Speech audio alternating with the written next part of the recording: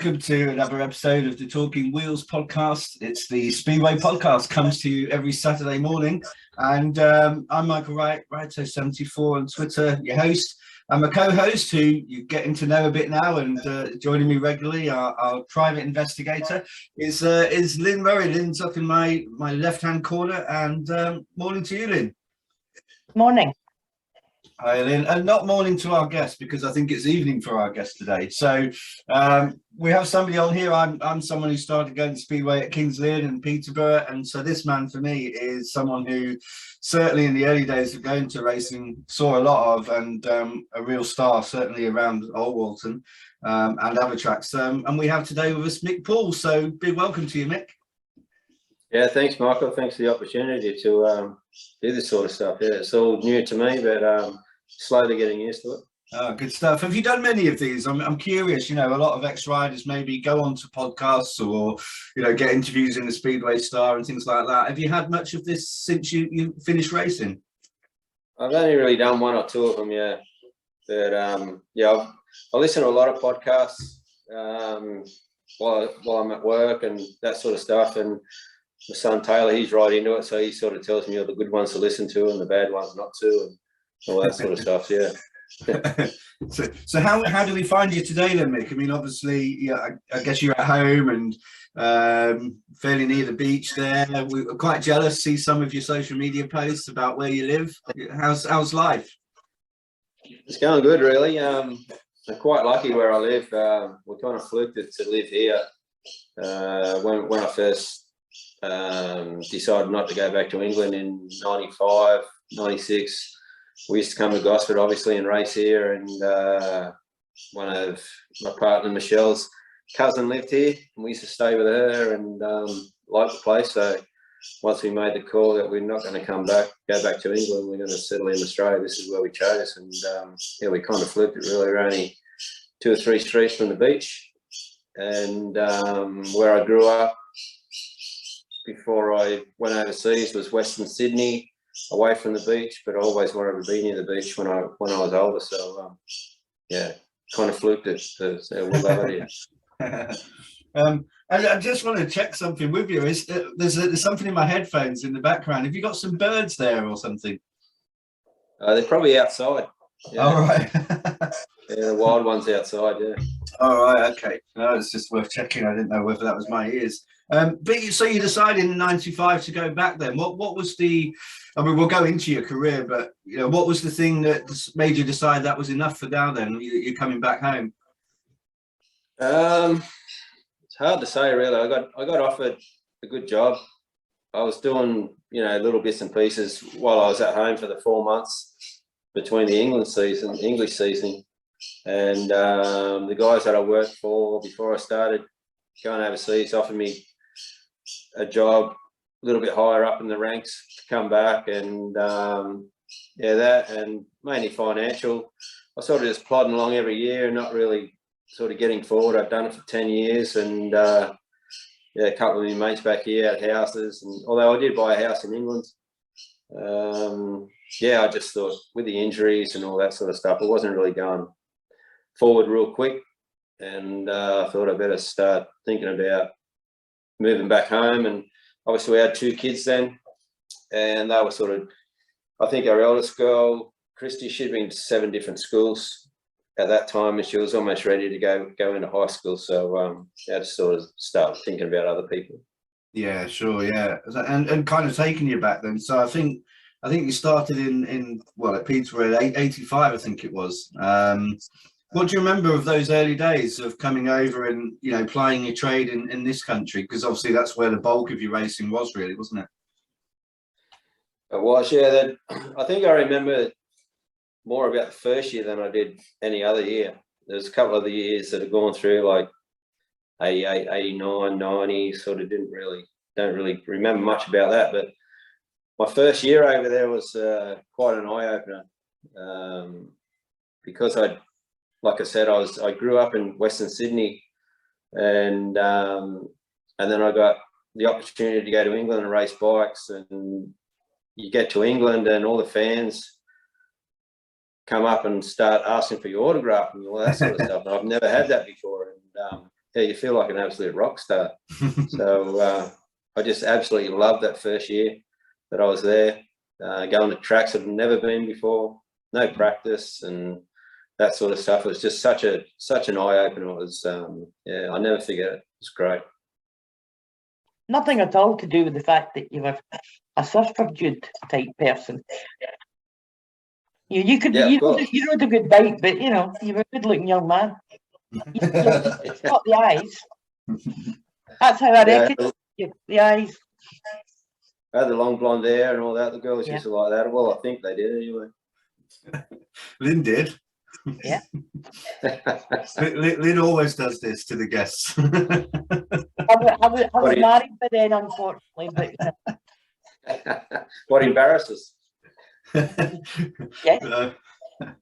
Oh dear. No, brilliant. But yeah, so in those days, I mean, what and who was around you? You know, who do you remember in those days in '85, kind of coming up around you, and riders that you were maybe learning from, looking up to? Who stays in the mind from those early days of racing in the UK? Mainly Billy Sanders, obviously. That was the year he committed suicide. And another guy, Peter Carr. I got quite friendly with him in the sort of the '84 summer season out here. And yeah, he was, looking back on it now, I didn't realise at the time, but he was amazing what he'd done for me. I lived with his mechanic actually, and yeah, some of the stuff he used to do for me was unbelievable. Now when you get older, you sort of realise how much help guys like Pete were at the time, but you were just doing your thing, you know, doing your racing and going along, and yeah, Pete was amazing. Yeah, what he done for me. Yeah, I'll never be able to show enough gratitude for what he done for me in my first year. Are you still in touch with a lot of the people then that were there in those early days? That's one good thing about social media. You can keep in touch with them. I'm still in touch with Peter. We still talk, you know, now and then, and I'm still in touch with Pete Chapman. Oh yeah, from Boston, Peterborough, and Ipswich. I talk to him probably, I don't know, maybe once a fortnight or something. Have a good laugh and just write each other off. So, and obviously a couple of my sponsors that helped out, and obviously they become friends, and they come over here and spend time with us over here and stay with us, and yeah. So yeah, I still keep in contact with a fair few people. Yeah, did a recording with Peter Oakes actually just the other day, and so your name came up there as part of that kind of Aussie contingent in the early '90s for Peterborough. And he was kind of really kind and said some nice things about a lot of the guys you raced at that time. Yeah, Peter was great, very professional. He was probably the first professional promoter I ever got involved with. I was with obviously Martin Rogers. He was very professional when I first came over in '85, and then Peterborough changed hands a couple of times, and so did Kings Lynn. They were the two clubs I was most involved in. But yeah, Peter Oakes, once Peter took over Peterborough, it was totally different to what it used to be. Yeah, you've got a link really. It's a bit tenuous, but you've got a link to how I got into Speedway, just on a personal note, because that was in 1990, and my friend, his mum, Christine, her name was running Stephen Davies' fan club at Kings Lynn, and it was through him that I went to Speedway and kind of really got hooked. So I've got Stephen Davies to thank for that in a way. Yeah, righto. Yeah, that's good. I still in contact with Stephen. Yeah. Yeah, do you see a lot? Sorry, go on. Do you see a lot of him? I wouldn't say don't see much of him, but we're always sending texts to each other, probably once a week, I suppose, having a bit of banter going along. And yeah, but if ever he's down my way, or whenever I'm up his way, we always try to get together. And David Tapp, the guy that used to do the Tap series over here, he has a barbecue once a year, and we all try to get together there. Myself, Stephen, Todd Wiltshire and a few of the other guys. It's good fun. Yeah. What about Steve Johnston? Do you see him much? No, he's like 4 days away. See, this is the trouble being an ignorant English person in Nottingham, that I kind of think that all the Aussie riders must still get together again when they're back home, and yet you're not in a country where you can get up and down it in a few hours in the car. It's just a completely different world, isn't it? It is, yeah. Jono's probably about 3,000 kilometres away, so I don't know what that is in miles, but it takes you non-stop driving 2 days, complete 2 days to get across to Perth. So to see what a stupid question that was like me saying, oh, do you pop across to the middle of Europe then and see your mate ever so often? That's kind of the equivalent, really, isn't it? It is pretty much, yeah. That's why it made it a lot easier when we all go to England, and the trips are, if you have to go to Exeter, 4 or 5 hours. If you have to go to Edinburgh or Glasgow or something like that, Berwick and stuff, there it's sort of 4 or 5 hours as well. It's no big deal for us. Yeah. I suppose you find that, Lynn, at times, being being Glasgow fan and based up there, that we've heard of some riders who maybe have felt it's a bit far to go to base themselves out from Glasgow. Do you hear that a lot in terms of rider preferences? You do sometimes. It's not a view that I subscribe to, because I spent 30 years in London, which is kind of the opposite end of the country. I also spent time in the Foreign Office, flying all over the world, and and people would say to me, well, oh, are you going back to Scotland for the weekend? Oh yes, it only takes 6 hours. And they're going, really? Well, that's too long. If you talk to somebody in London and ask them to go more than 6 tube stops, if they're traveling. Yeah, or just outside London, full stop. Yeah. But it's the Brits complain about the length of time it takes to travel the length and breadth of Britain. Yeah, it was in Kelvin Tatum's book, wasn't it? I don't know if you've read that, but I think there was a passage there about some time in Australia and how he went across to Western Australia and almost thought it was going to be a little jaunt and nearly got stuck in the desert or something because of the not thinking about fuel and where he could get it from. Yeah, that's pretty easy to do. I done a trip up to Darwin probably about 3 or 4 years ago, and there's not much phone reception out west there. And we left one town and we had about 3/4 of a tank of fuel, and then we worked out the next town would be a certain amount of kilometres away and we still have plenty of fuel. But when we got to that town, the services had been burnt down for 3 or 4 months. God.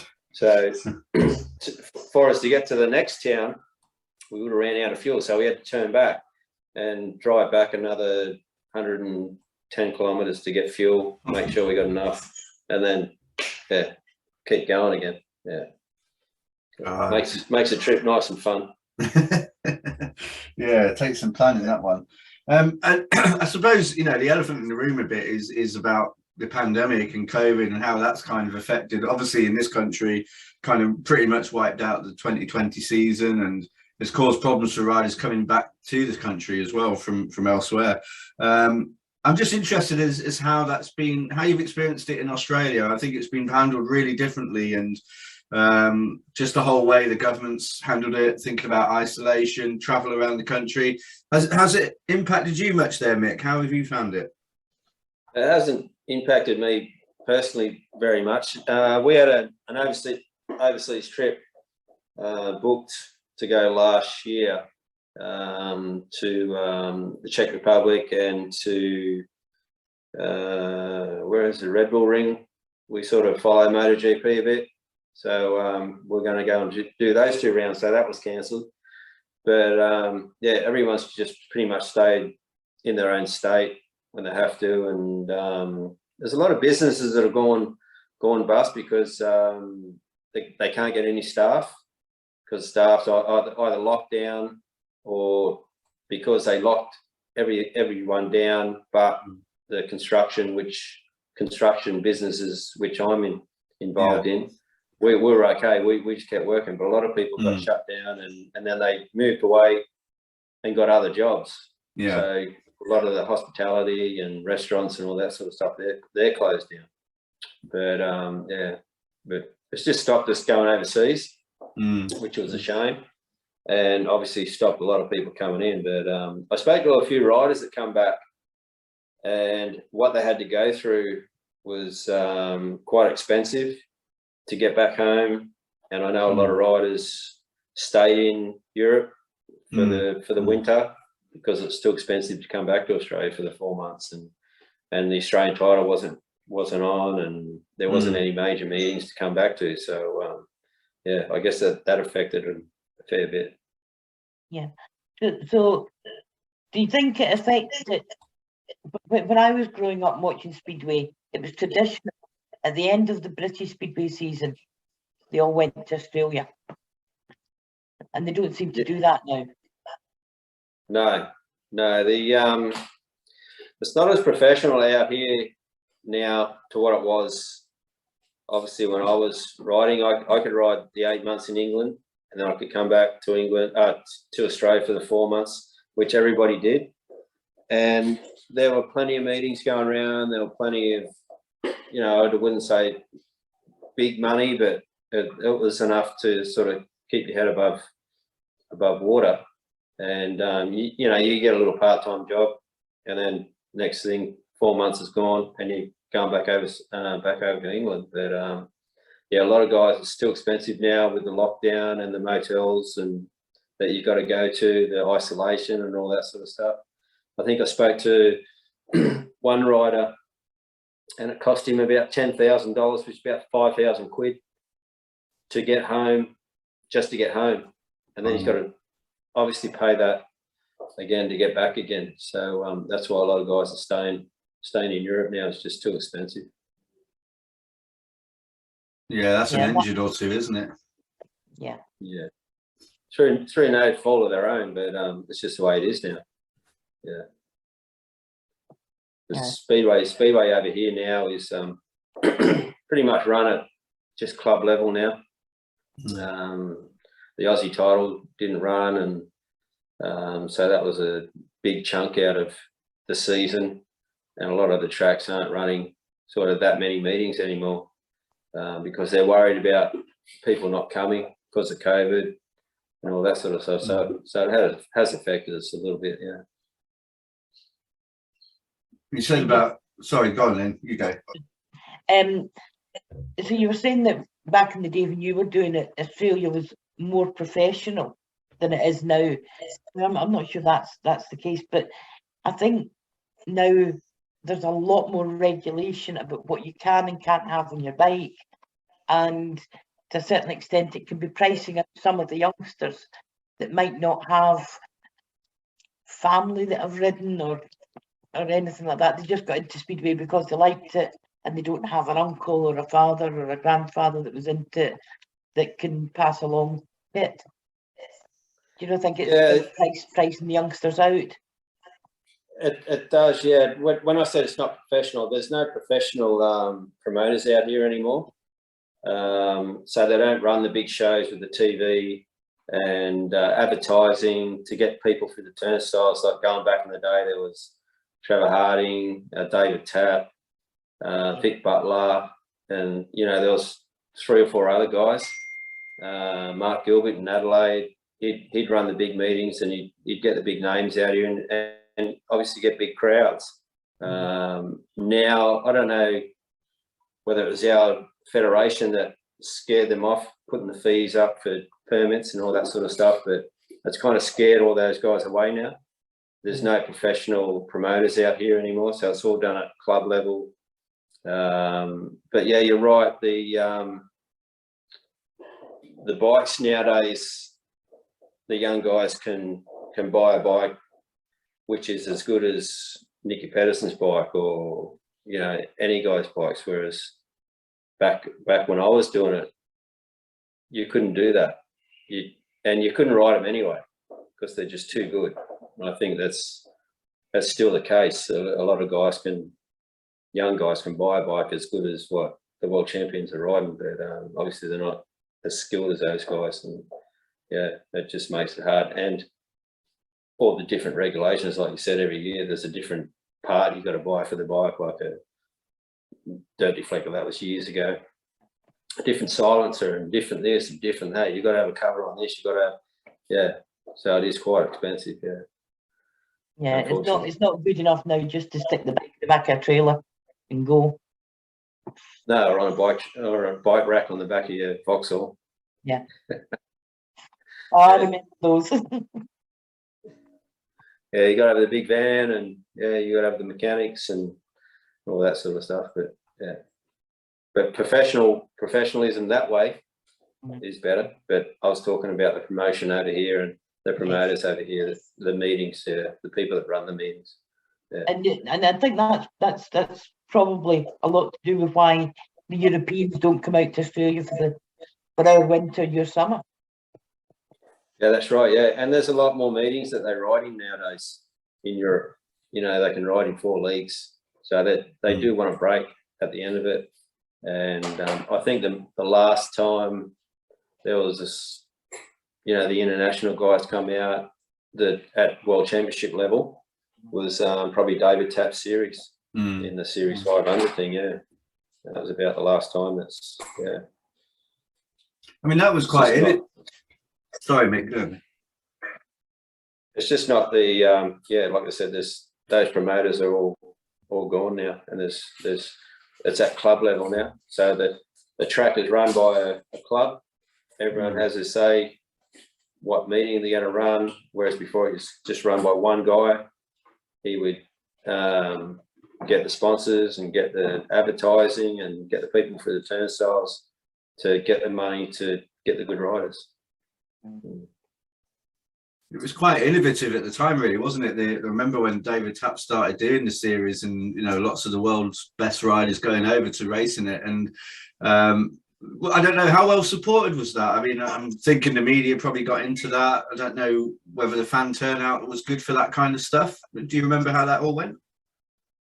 Yeah, it was. It was like the guys before him. Ivan Major used to do tours over here, bring riders over here, and they'd do a tour around the country. And you know, you could stay in your own area and have good meetings and ride in those, or if you could go to Queensland and stuff like that. But Tappy's was probably the most professional and had the best riders right across the board. You know what I mean? Like Wig, Malenko's, Ricardsons, all those guys, all the best in the world were out here. So yeah, it was pretty good, and I think he done it for 6 or 7 years, and he's involved in the media. He owns his own media company and all that, so he knows. He was lucky because he knew everyone in that sort of area. He get sponsors, he knew the right people to talk to, and yeah, it's a shame that there's not people doing that again out here. But yeah, maybe one day, maybe around the corner. Hopefully.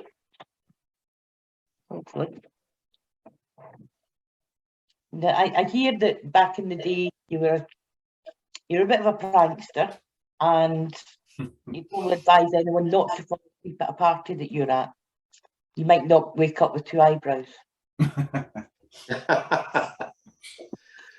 told you, find out odd things. Yeah, a lot of the prankster stuff happened with Stephen Davies and Craig Hodgson, Scotty Norman, that sort of stuff. Yeah, you had to pretty much sleep with your arm across your eyebrows, or you might lose one. Yeah. We used to have a lot of fun. What was the cup of tea thing, Lynn? I'm intrigued as to what was behind that. What's that about?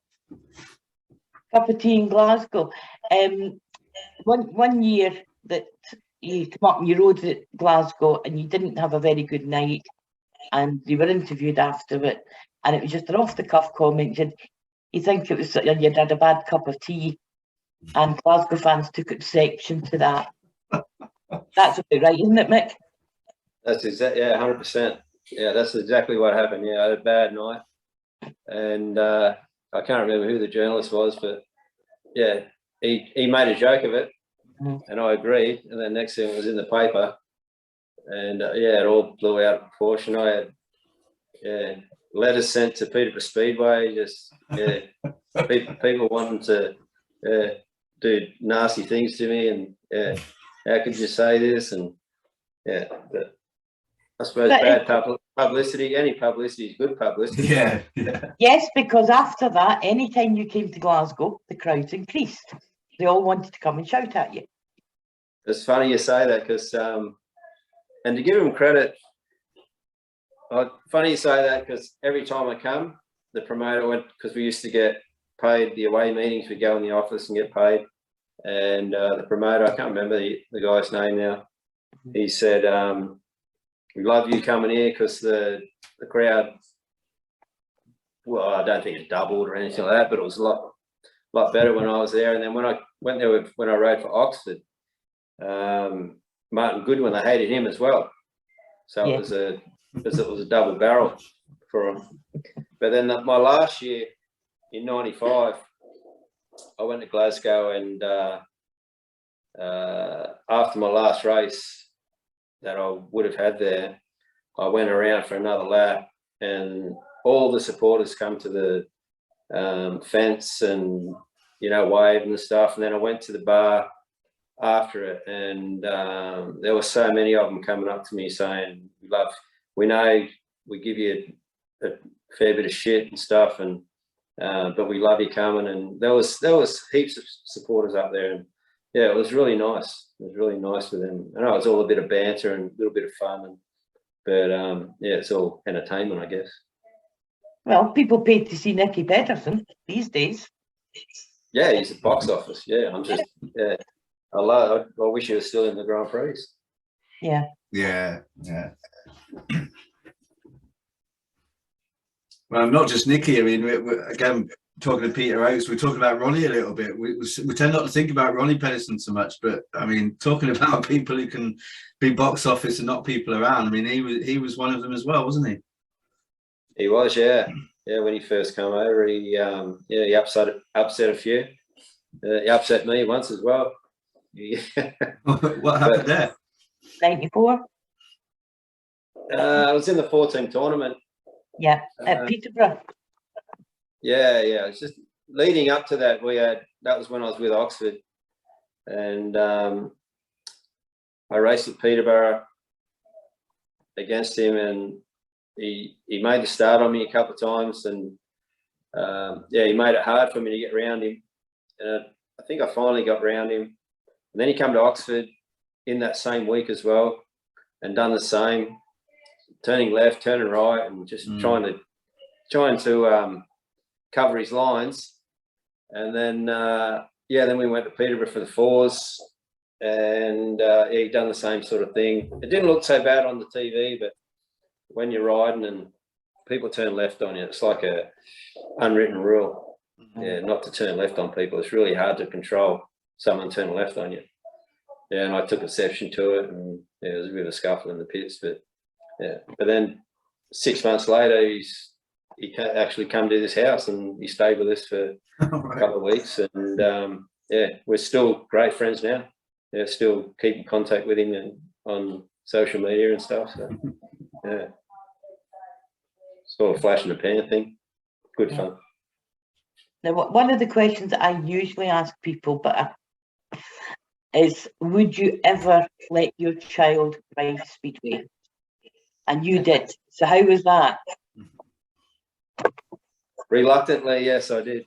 I didn't really want him to do it, and but unfortunately, my father is Speedway mad, and so he had no choice really. He wasn't really interested in riding bikes up until he was about 7 years old, and which I was happy for, because he spent time with us in Europe as well, and Michelle and I. So he started out on dirt track or flat track, like they call it, and then went into junior speedway, and obviously went through it. But yeah, it was so hard every night. Us being over here, him being over there, he was very immature at that stage. Never sort of been away from us and had to do it all on his own pretty much. So yeah, it's quite hard when you're only watching the Speedway updates on your phone at 4 o'clock in the morning, and they say there's a crash and you know your son's involved and there's ambulance on the track. And it's absolutely horrible. Yeah, but the last, I think, 2 or 3 years of his racing, I was trying to talk him out of stopping, and yeah, so fingers crossed he stopped at the right time without getting too badly injured. But he enjoyed it. And he was good.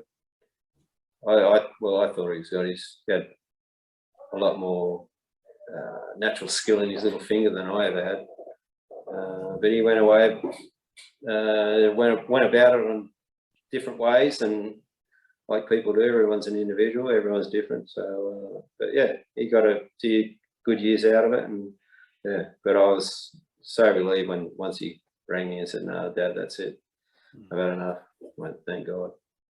Are you keeping everything crossed that there isn't a third generation then, or a next generation? Well, my sister's boy, Harrison Ryan, he's starting to show a little bit of potential, but he hasn't really got his heart 100% into it, and you can't really succeed if it's not on your mind 100% of the day and all that sort of. He likes doing a lot of other things, so yeah, still in the family. People still riding around, yeah. So yeah, but we don't really go to many meetings anymore. Maybe 1 or 2 a year. Yeah, and I mean, people I'm sure will know who we're talking about, but if in case you don't, it's Taylor Poole we're talking about. I often wonder with kind of father-child speedway kind of families, whether you ever get to race together. And I know it doesn't often happen because of the age gaps and what have you, but did you ever just take some bikes out local to you and kind of do some practicing around so you're both on your bikes and your gear? No, not really. On dirt bikes we did, but not on speedway bikes. Unfortunately, after my last accident, I can't really ride a speedway bike anymore because of one of my legs. You wouldn't know if I'm walking around. I don't limp or anything like that, but I can't ride one properly. And it would have been nice to have a few laps with him. Yeah, I've seen. I think the only father and son I've ever seen was probably Phil and Jason. Yeah. They actually competed against each other at Gosford one night. But yeah, we did ride in one meeting at Tamworth. He was in the junior class, I was in the senior class, and I think I got injured maybe in that year. But yeah, unfortunately I never did, but it would have been good fun. I'm sure he would have beaten me too. Well, only because he was then younger and you were getting older, I'm quite sure. Well, it was funny when the first time he ever rode at Peterborough, I think he won his first heat, and it was and because I used to ring him after every meeting. Obviously, like I said, I was watching it on updates, and I didn't really take much notice of the race time or anything, and I never used to when I was riding anyway. And I rang him after it, and I said, "Oh, you done okay?" He goes, "Yeah." Went around Peterborough faster than you've ever been. Have a look at the race time. Yeah. I said, "Yeah, but track's different now. It's a metre shorter." Yeah. Yeah. So that was quite fun. So you get up staged in what you do. I understand you do a bit of fishing now. How does that go for you? Yeah, it's good. Luckily, we're not far from the water here, and it's good fishing around here. And I've got a little boat that Michelle and I go out, and she always catches more fish than me or bigger fish than me, and so I'm still trying to keep up with the family. It spurs you on, I'm sure it does. But do you own a whippet? Yeah, Yes. he's here somewhere. He's my Yeah. best mate. He's normally right by my side. Yeah. He comes You're everywhere with. racing them. No, I don't think they race the whippets anymore. I think they did once before.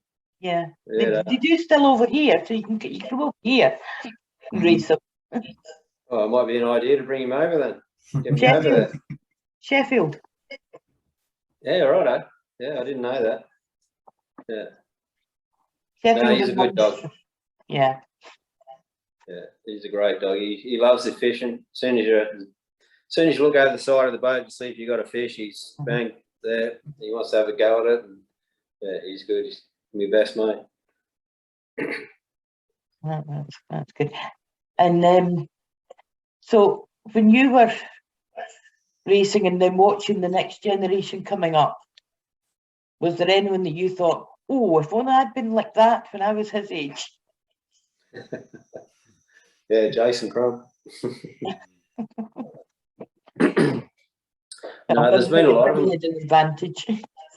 Yeah, no, there's been a lot of them come through. I've been lucky really to help a few of them. When I stopped racing, I was quite heavily in the junior speedway out here.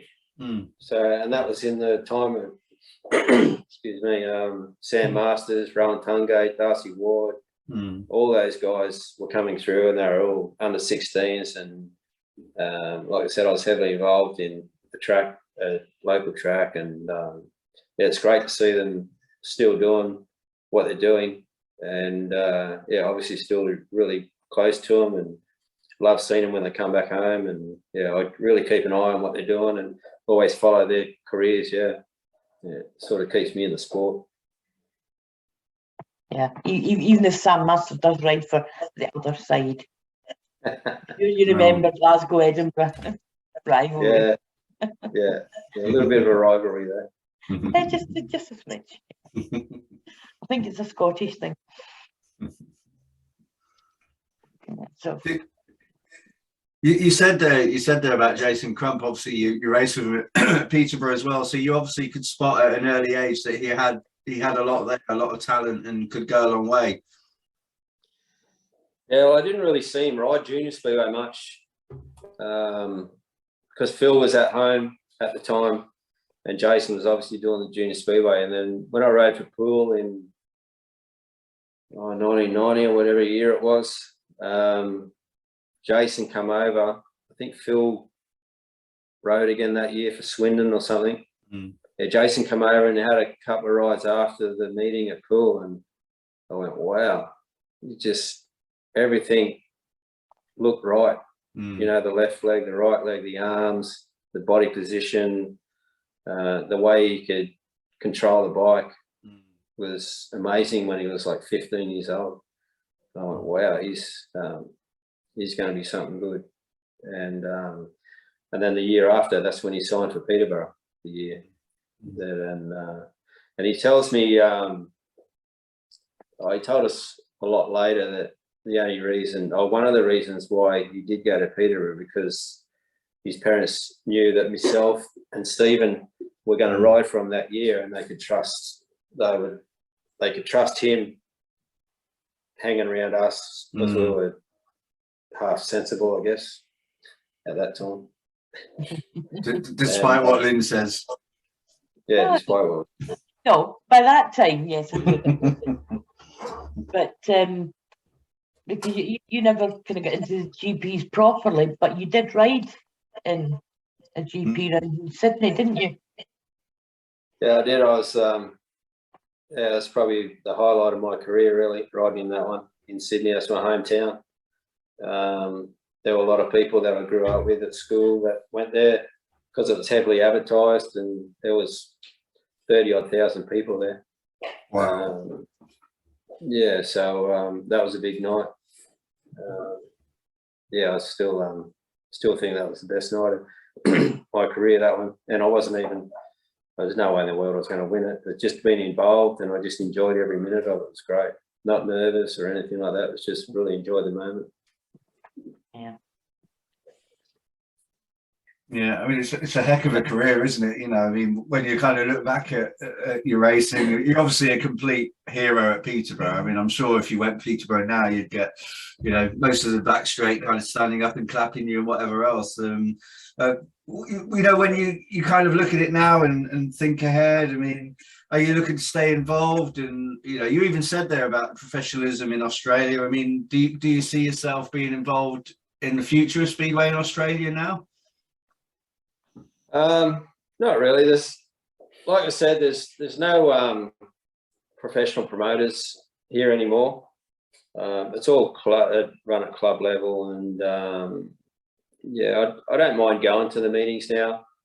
Like I said, I only go to one or two in a year, and I was involved in it a fair bit with the junior speedway, and my father was a promoter as well at Oxford. So those days are all gone now. But yeah, I think Australian Speedway is where it is. Whether it gets better or worse, I don't know. Hard question whether it's going to get better or worse or whatever. But it's certainly not.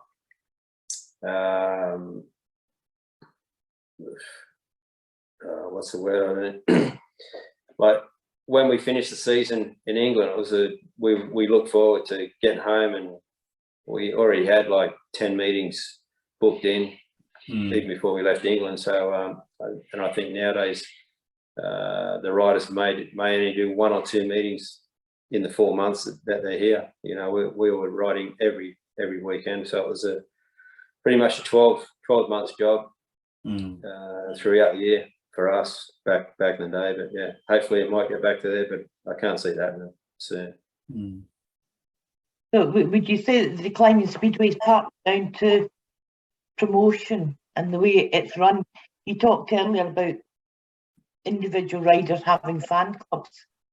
That's not so much the case now, unless you get to the big international riders. But at club level, you used to have individual fan clubs for the riders, and that just doesn't seem to happen now. So a lot of people don't hear about Speedway.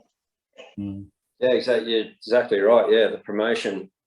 That was the biggest thing with the professional promotions here. They used to pump invest a lot of money in radio and TV ads and all that sort of stuff to get people through the turnstiles. And yeah, I've noticed that there's not many fan clubs for riders in England and stuff anymore. But you know, I guess things change over the years, unfortunately, and it is what it is now. It's hard to say. Like I kept in contact with a lot of people when I first left, and they said once the GP started, because the GP riders they're all riding in England, but they're riding somewhere else in Europe the next night, and then somewhere else, and somewhere else.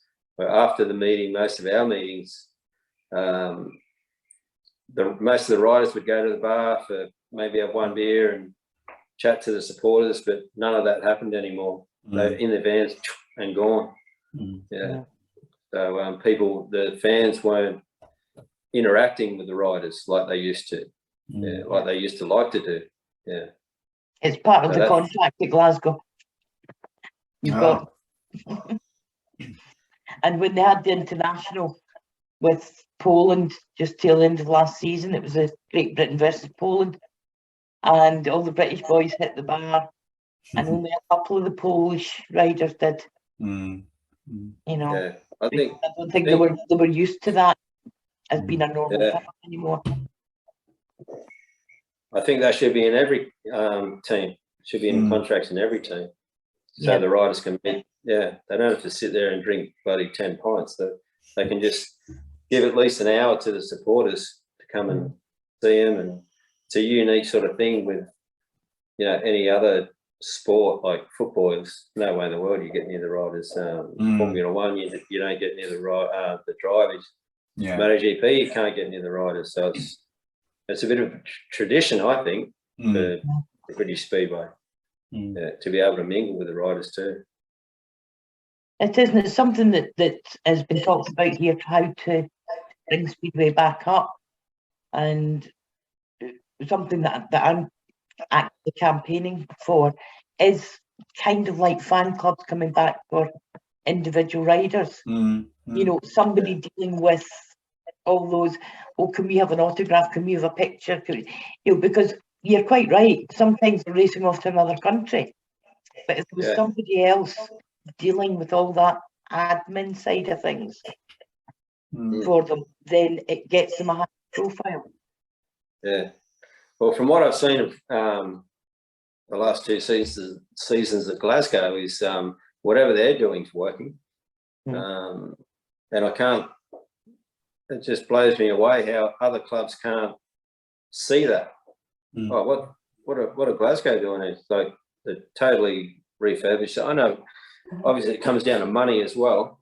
It's quite expensive to. When I went there with Taylor, it was quite run down, the Glasgow track and the facilities there.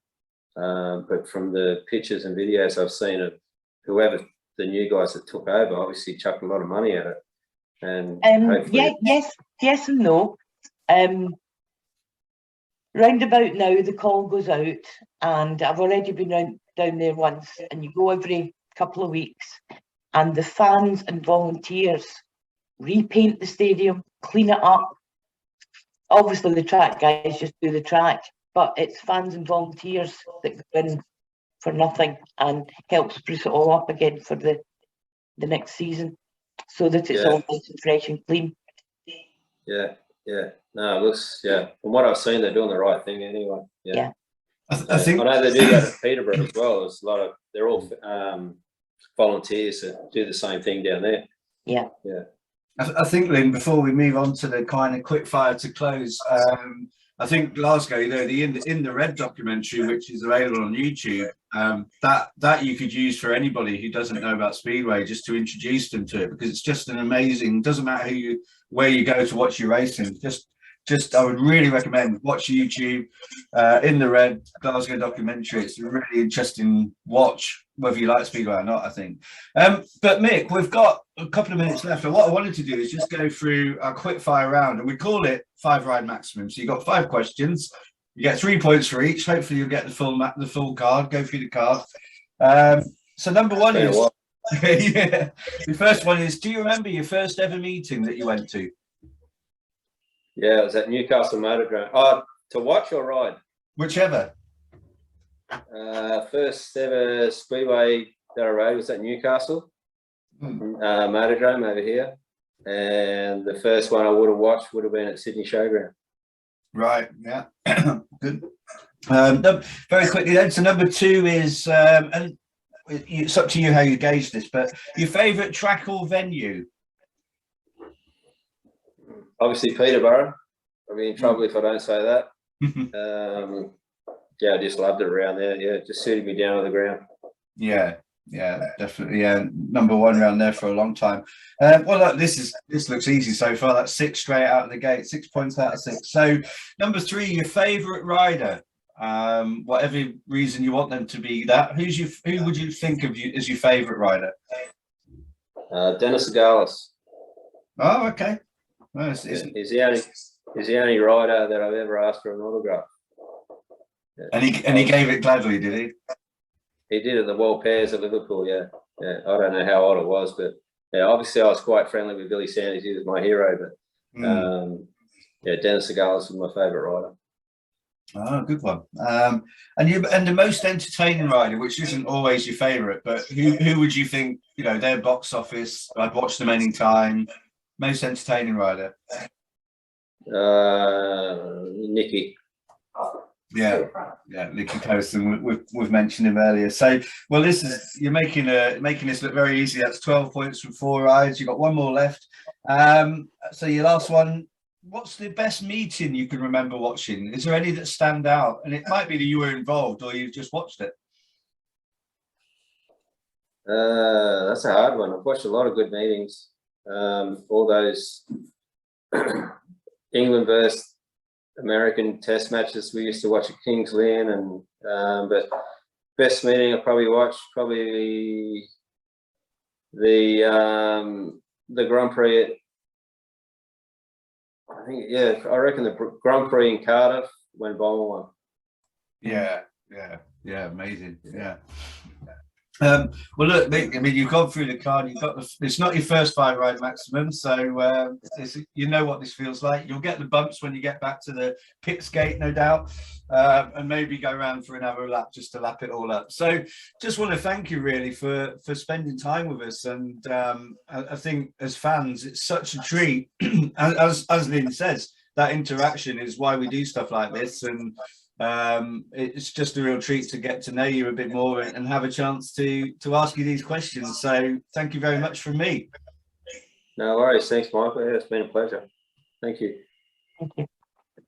And yeah, we'll see you again sometime, and all the best for the fishing and anything else you get involved in over the next few months.